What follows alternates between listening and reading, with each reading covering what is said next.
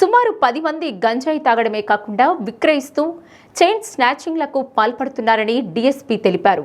ఒరిస్సా నుండి కొంతమంది వ్యక్తుల ద్వారా గంజాయిని ఒంగోలుకు తరలించి అక్కడి నుండి విడివిడిగా చిన్న చిన్న ప్యాకెట్లు చేసి విక్రయిస్తున్నారన్నారు. గంజాయి తాగిన మైకల్లో ఒంగోలు, సంతనూతలపాడు మండలాలకు చెందిన కొందరు వ్యక్తులు ఈ ఘాతుకానికి పాల్పడుతున్నారన్నారు.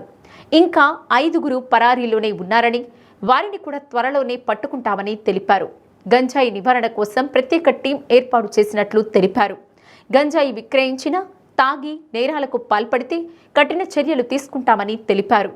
కేసును ఛేదించిన taluka CI Vijayakrishna, 2 town CI M Srinivasarao, CCS SI సాంబశివరావును డీఎస్పీ అభినందించారు. పోలీస్ డిపార్ట్మెంట్ వైపు నుంచి ఎస్పీ గారు ఒక 4 ఆస్పెక్ట్స్లో ఆల్మోస్ట్ యుద్ధంలాగా చేస్తూ ఉన్నాం, డ్రైవ్ కండక్ట్ చేస్తూ ఉన్నాం. ఒకటి క్రైమ్ అగెనిస్ట్ ఉమెన్, రెండోది వచ్చేసి రోడ్ సేఫ్టీ, హెల్మెట్ వేరింగ్, మూడోది వచ్చేసి సైబర్ క్రైమ్, నాలుగోది వచ్చేసి యాంటీ డ్రగ్స్ అంటే including ganja, war against ganja. ఈ 4 ఆస్పెక్ట్స్లో కూడాను ఎస్పీ గారి ఇన్స్ట్రక్షన్స్ మేరకు ఈ 4 ఆస్పెక్ట్స్లోనూ డ్రైవ్ కండక్ట్ చేయటం జరుగుతూ ఉన్నది.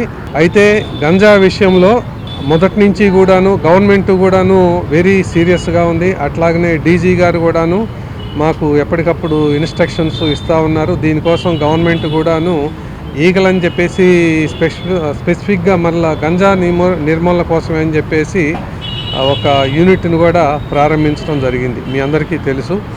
ఈ క్రమంలోనే ఇప్పటి వరకు మా ఒంగోలు సబ్ డివిజన్కు సంబంధించి 5 చైన్స్ అని అంటే ప్రతి ఒక్కటి కూడాను మనకు సోర్సు ఒరిస్సా దాకా వెళ్ళి ఆగిపోతూ ఉంది. ఒరిస్సా దగ్గర నుంచి బిగిన్ అయ్యి మనకు కన్జ్యూమర్ దాకా ఇక్కడకు వస్తూ ఉంది. ఈ ట్రాన్స్పోర్టేషన్లో మొత్తం మనకు సోర్స్ కానీ, లేదు అని అంటే పెడ్లర్ కానీ, లేదు అని అంటే ట్రాన్స్పోర్టర్ కానీ, లాస్ట్కు చివరికి వచ్చేటప్పటికి కన్జ్యూమర్. ఈ విధంగా ఇన్ని దశలను దాటుకొని కన్జ్యూమర్ చేతికి వస్తూ ఉంది. ఇదంతా ఒక చైన్. ఇలాగా ఇప్పటి వరకు 5 చైన్స్ సబ్ డివిజన్ వైపు నుంచి 5 చైన్స్ కట్ చేయటం జరిగింది. దానివల్ల మనకు ఒంగోలు టౌన్ కానీ సరౌండింగ్ ఏరియాస్లో కానీ ఇది మనకు గంజా ఇన్ఫ్లో కూడాను తగ్గిందని చెప్పేసి మేము గర్వంగా చెప్పుకోవచ్చు డిపార్ట్మెంట్ వైపు నుంచి.